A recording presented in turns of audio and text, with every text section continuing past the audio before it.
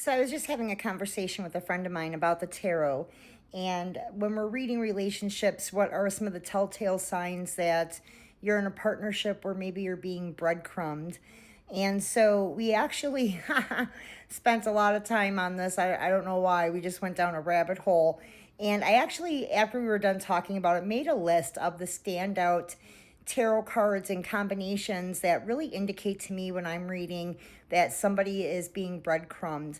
So I thought I would share that with you today just because I thought, wow, we spent a lot of time talking about that. Maybe there's something to that. So, Seven of Swords, of course, the cheaters card. I don't really try to look at it that way, but I look at it as it indicating somebody being sneaky. You're not getting the full story. Of course, there's the magician. So the magician, that is usually manipulation. They're saying what they want, what you want to hear. They know what you want to hear. They're saying those things. Very charming, but not real genuine, right? Then we have the Page of Swords, right? So the Page of Swords, there's a lot of intrigue there. That person is very intrigued by you, but they're wanting to keep you at a distance, okay? So that's usually what I tend to see. Again, I've been reading for a long time, so this is kind of like a pattern that we kind of deciphered in our talk earlier. Knight of Wands, usually these people run hot and cold. They come in real strong, right? Very, very strong, but they disappear just as fast, right? They're usually gone. Two of Coins, usually you're not the main character, right? You're an option. So if I see a combination of these cards, it doesn't always look great. Like the individual getting the reading is probably more invested than the individual I am reading for them. So there are some combinations too that really stand out. So the Eight of Wands with the Seven of Cups.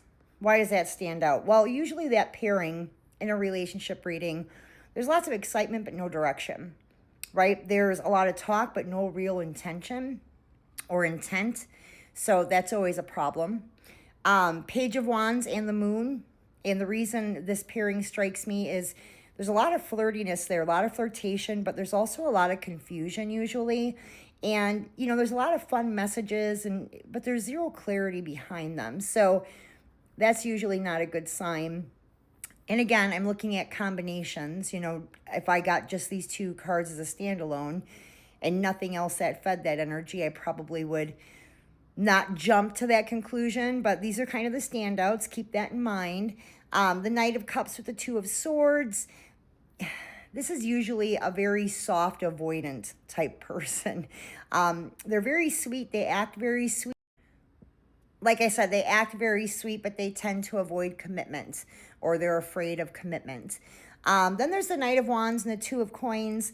I'm including this because I usually see this as a pattern of very inconsistent passion, constant juggling, and you're more like an option than a priority to that person. And so, again, I had this conversation earlier. We ended up talking about it a lot longer than I thought we would have. So I thought maybe there was something to it. So after we were done talking, I made this little list, and I just wanted to go ahead and share it with all of you. Stay magical.